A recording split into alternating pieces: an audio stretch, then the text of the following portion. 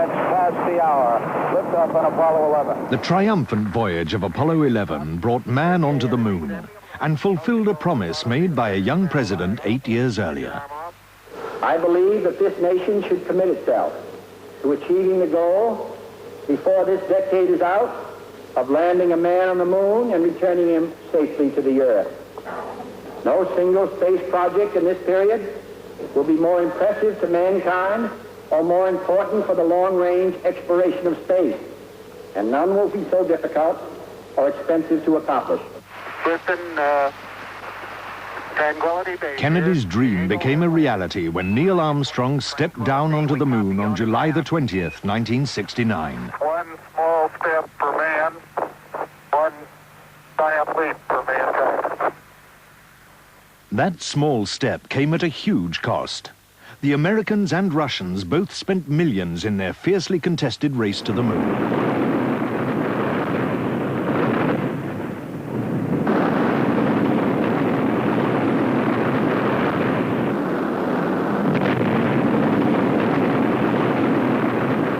But no one in the space race paid a higher price than Gus Grissom and the ill-fated crew of Apollo 1.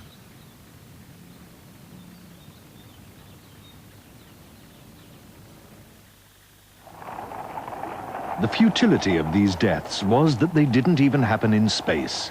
The appalling accident which claimed the astronauts' lives was on the ground. At that time, the pace of the space race was frantic. The background to all of this was that the United States had thought that it had technological supremacy over the Soviet Union. Then with the shock of Sputnik and the shock of Yuri Gagarin being the first man in space, the Apollo program was accorded very high priority by the highest levels of American national leadership to demonstrate the superiority of American technology and obviously, by extension, the superiority of American weapons and the American political system. Well, Kennedy's promise engendered tremendous excitement, first of all, and a great feeling of a challenge. Also, a need to get on with things, and this might well have played a considerable part in the design of things which perhaps did not look as thoroughly into every eventuality as they might have done. Safety, of course, is one of those which clearly was, I think, at too low a level. The Kennedy Space Center was the most visible embodiment of a space industry with arms all over the United States. Cape Kennedy in Florida, the renamed Cape Canaveral, was the launch site, while the hub of the manned spacecraft program was now over in Houston, Texas. By 1967, the achievements had been huge. The Americans had been set a challenge by Yuri Gagarin. The Russian became the first man in space on April the 12th, 1961. 3 weeks later, Alan Shepard was the first American in space. His suborbital flight lasted just over 15 minutes. The next year, John Glenn was setting the pace for the United States. He did the first orbit of the Earth, going round 3 times and surviving severe re-entry problems. 1964 saw the first launch of a Saturn rocket, the rocket type chosen to get the Americans on the moon. And on June the 3rd, 1965, Major Ed White became the first American to walk in space. But the Russians had got one of their cosmonauts spacewalking a few days earlier. By early 1967, NASA was preparing the first Apollo in space, with an Earth orbit as a first step towards the moon. Ed White was pilot. His 12-minute spacewalk had made him a veteran. The rookie of the crew was Roger Chaffee. But the key figure was Gus Grissom, one of the original 7 US astronauts and commander of the mission. Grissom and his team were well aware of the dangers. There's always a possibility that you can have a catastrophic failure, of course. It's going to happen on any flight. It can happen on the last one as well as the first one. So you just plan as best you can to take care of all of these eventualities. And you get a well-trained crew and you go fly. I look forward a great deal to the first flight. There's a great deal of pride involved in making a first flight. So I think I'm looking forward to the flight with a great deal of anticipation. Oh, I don't like to say anything scary about it. There's a lot of unknowns, of course, and a lot of problems that could develop or might develop, and they'll have to be solved. And that's what we're there for. This is our business, to find out if this thing will work for us. On Friday, the 27th of January, with the spaceflight still weeks away, the Apollo team was deep into what NASA called a plugs-out test on Pad 34 at Cape Kennedy.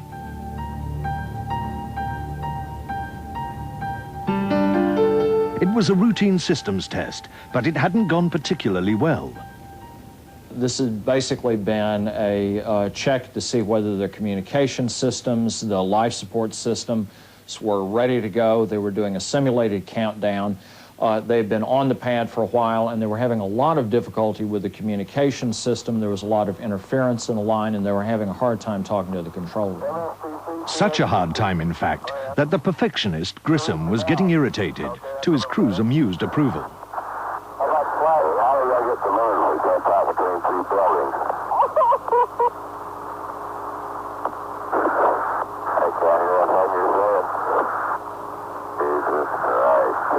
Talk together up there in that thing? So could you guys talk together up there in the command module? And then how are we going to get the moon? We can't talk between 2 or 3 buildings. Gus was a very demanding astronaut. He was an excellent guy to have on new hardware because he was very demanding, very discriminating. So yeah, we heard a lot from him about various things that he wasn't happy with, and we were trying to take care of it. John Tribe, a leading engineer on the design of the command module, was in the control room that terrible night. It was at a T-minus 10 minutes in the simulated countdown. We were in a hold for a communication problem. And I suddenly heard Chaffee say, "Fire." I think that's all he said, was just fire. And then I heard him say, "Fire in the cockpit."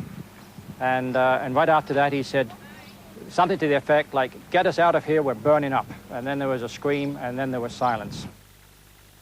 Before even the control room knew for certain what had happened, NASA moved swiftly to seal off the site. They had secured all the external phones on the center. We turned around, they had locked the door of the control room we were in and put a guard on it.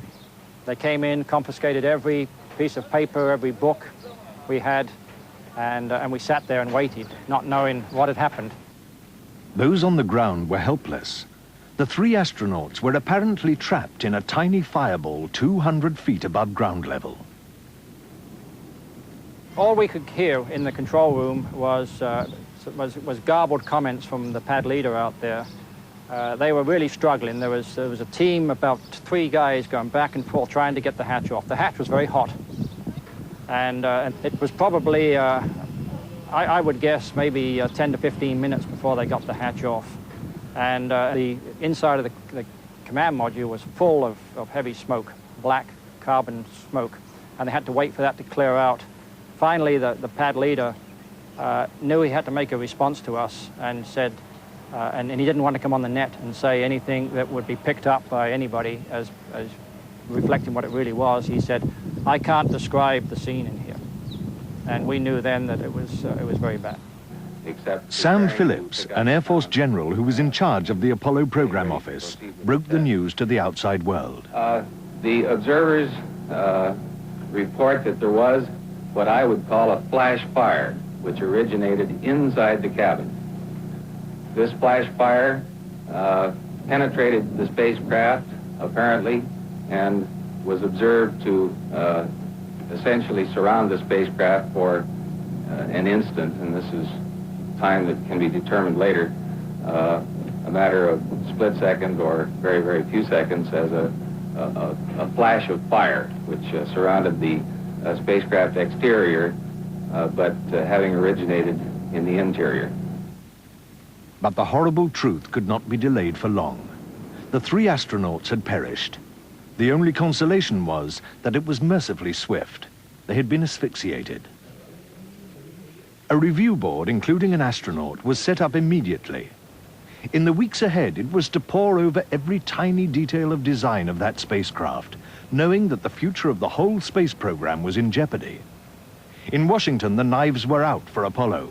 Only swift and decisive action would save it. The board uncovered a grim state of affairs.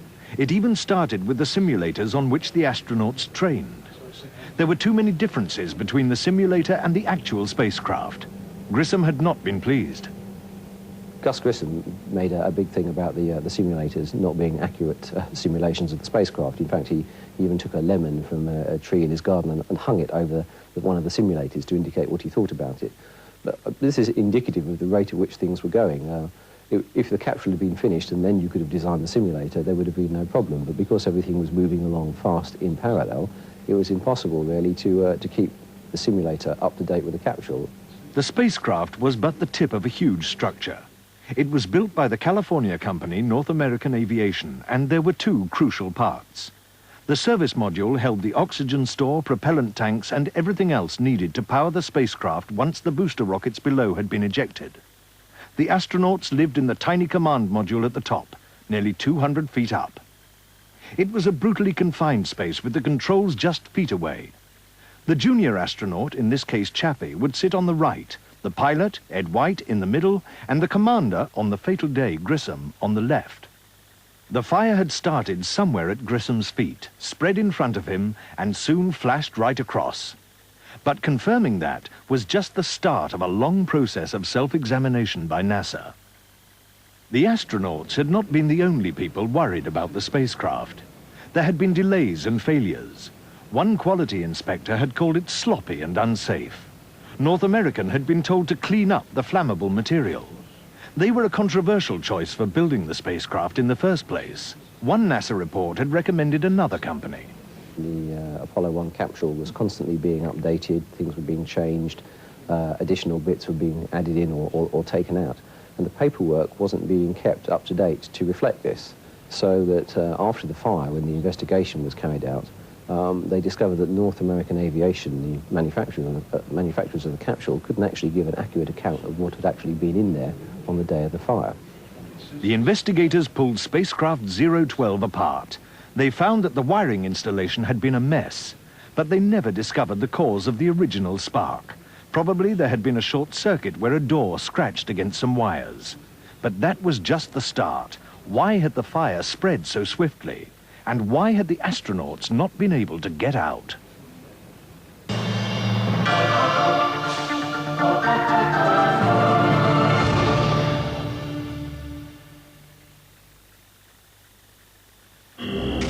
The Unexplained keert terug op Discovery Channel. Elke woensdag vanaf 9 uur. Verdomd slimmerik als die dieren. Ze zijn razendsnel. Ze kunnen rennend eten. Ze kunnen zwemmend eten. En ondertussen spelen ze natuurlijk mooi de vermaarde onschuld. Poes, poes, poes, poes, poes. Wild Things, elke werkdag om 7 uur. Professionele waaghalzen. Vanuit verschillende disciplines. Hebben één ding gemeen.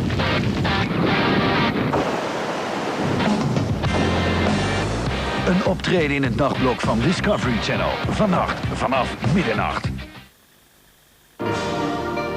Discovery ontmoet alledaagse mensen die de meest onalledaagse dingen doen. Om het voor ons veiliger te maken, riskeren ze hun eigen leven. He has to have a certain amount of daring do. De Professionals, donderdag om 9 uur.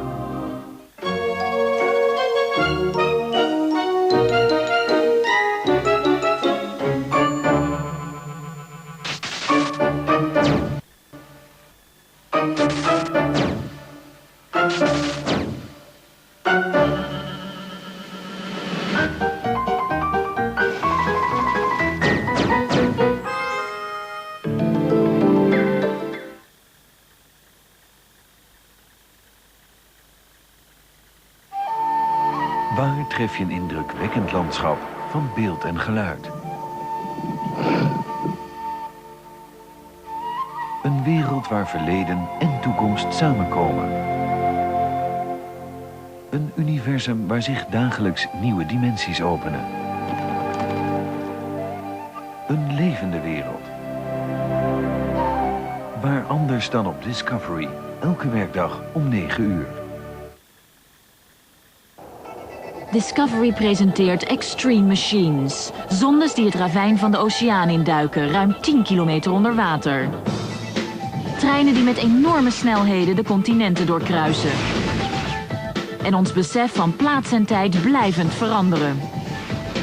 De hovercraft die zich moeiteloos over elk terrein beweegt. De techniek van een nieuw tijdsgewricht, Extreme Machines, aanstaande dinsdag om 10 uur op Discovery Channel. Night no longer means rest for Great Britain. The pilot who fights the night bomber is standing by. Night Fighters, de strijd die in het donker werd gestreden. The Observer Corps scanning the horizons for enemy aircraft. Het verhaal van de Britse en Duitse nachtvluchten tijdens de Tweede Wereldoorlog. Hamburg, Bremen, Berlin, the death roll of the German cities. Hundreds of planes were there. It was like hell. Night Fighters, morgen vanaf 9 uur op Discovery Channel.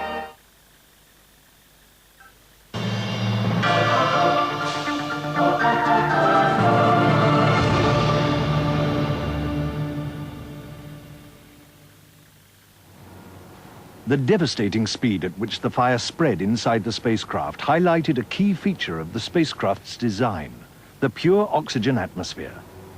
The spacecraft, first of all, was a ship that would contain only oxygen. That was a decision that had been made before the very first American flew into space.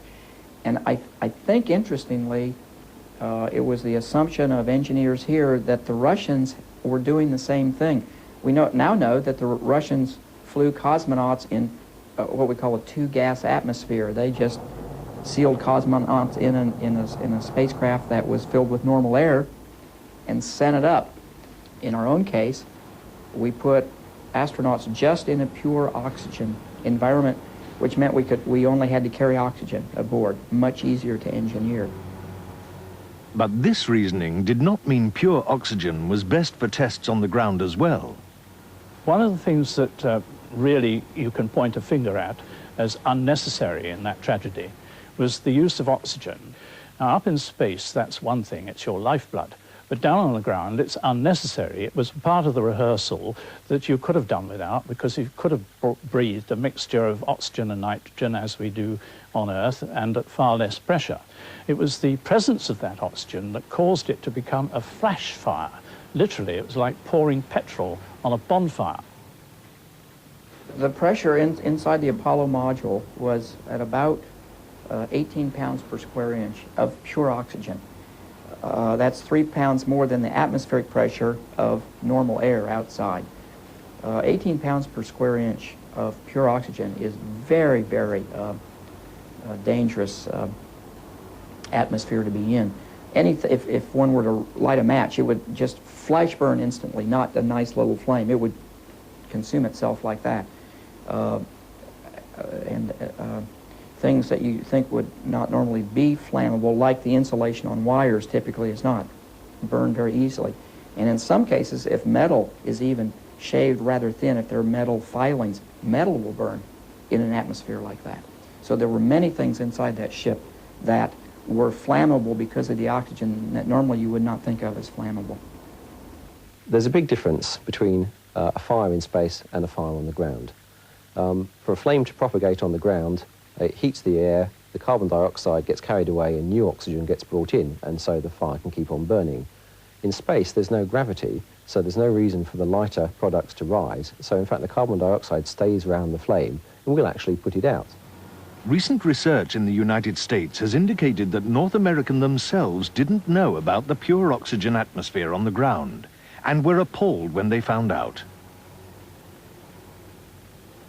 As the investigations into what led up to the fire proceeded, another factor shocked the review board members. Despite the orders given to clean up the space capsule, it was still full of highly flammable material. What we had in the command module was a lot of flammables. We had an awful lot of Velcro, that the crew liked to put Velcro on everything so that in a zero-G environment, they always had somewhere to stick something, you see.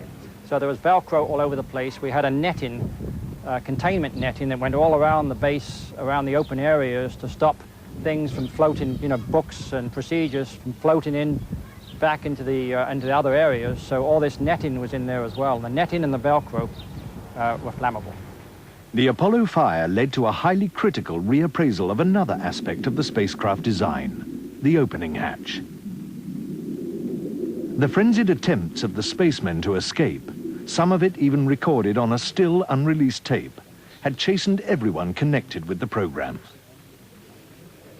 When Harrison Storms, the chief engineer for North America, the manufacturers of the capsule, had originally designed the capsule, it had a single-piece emergency exit, or a single-piece exit. NASA actually required this to be replaced with a two-piece exit that took 90 seconds to undo, which meant that you couldn't really use it for an emergency exit. And that was obviously a big factor. The astronauts could not possibly get out. The design of the ship was such that once you were in it, there was no real rapid way to get out. There's pressure inside the ship of the oxygen, and outside, the environment outside the spaceship is a vacuum. So there's no pressure. So there's pressure inside, no pressure outside. The obvious way to design a hatch is to have the hatch open inwardly, and that way the pressure inside keeps pushing the hatch against its seal. So it's a rather clever way to design it, such that it's not going to leak. The problem was, of course, when the ship caught on fire, the pressure inside increased, and it was virtually physically impossible to open the hatch against that increased pressure. The official report simply described what had happened and called the escape mechanism inadequate. But change had to come. When the ship was rebuilt, the engineers said, we must design a hatch that can open outwardly. But they did it in a way that was sobering, to say the least, because that meant that the pressure inside the spaceship could always blow that hatch open if the locking mechanism failed. The review board eventually concluded that the Apollo team had failed to give enough attention to what were described as mundane but vital questions of crew safety. The report also talked about deficiencies in design, engineering, and quality control. This inevitably directed attention to the performance of North American aviation. Years later, it's clear that there was an element of shrewd politics in all this. NASA was fighting for the very future of the program. It's quite apparent, I think, now that Webb, the administrator of NASA, did not treat North American very fairly. And I think there's a distinct possibility that he realized that a damage limitation exercise had to be carried out, or there was a risk that the Apollo program might get closed down because it was consuming a lot of money, and there might be a feeling amongst the public, look, you know, we can't even get our astronauts off the ground, we're killing them on the pad, what chances there of getting them into orbit? So I think he probably handled it rather unfairly for North American, but probably the best way in the longer term to keep the program going. Earlier, doubts about manned spaceflight had been swamped by enthusiasm. The American mood now was darker and more introspective. This was obviously a major political and emotional blow. The astronauts were the heroes of America. They were our champions in the space race with the Soviet Union. And to have these heroes cut down in what was apparently a senseless accident, I think was difficult to understand and difficult to accept. Not unlike a time of war, although this was a Cold War, it wasn't a shooting war, people are lost, and those that remain go on and continue to strive to succeed in the mission. And I think that's the circumstance I found. The memory of the three young astronauts killed was very much still in the hearts and minds of space workers. At the same time, people were very hard at work at rebuilding the spaceship. This is not a forgiving program. Every single person realized that, you know, they have some part of this program in their hands. And you know, I was working with the hypergolic systems, with propulsion systems, and knew that, you know, the slightest leak in those systems could be detrimental to the people on the ground as well as the people in the air. It really drives home the point that it's, that people can die on this program. It brought everybody out of a dream world right down to the earth. You can't risk something as complicated as Apollo and Saturn with millions of working parts, all of which have to be put together and work properly first time. You cannot take risks, and if you're clever enough to put that lot together, you should be clever enough to test it properly and to keep watching for any little warnings of trouble and to make changes when necessary, even at the sacrifice of several weeks of work. And I think that the real lesson was that these men were true heroes in the sense that they were pioneering. Nobody had had the experience before, and this made them think twice about almost everything that they did. In the end, the 3 lives weren't lost for nothing. Important lessons were learned. Kennedy's dream didn't die with the Apollo fire, and the world marveled as men walked on the moon. The tragedy of Apollo was that the thirst for quick success had overcome caution. Sadly, this lesson had to be relearned after the Challenger disaster, only 18 years later. Come on out here and give me a salute. Big Navy salute. Off the ground, up more.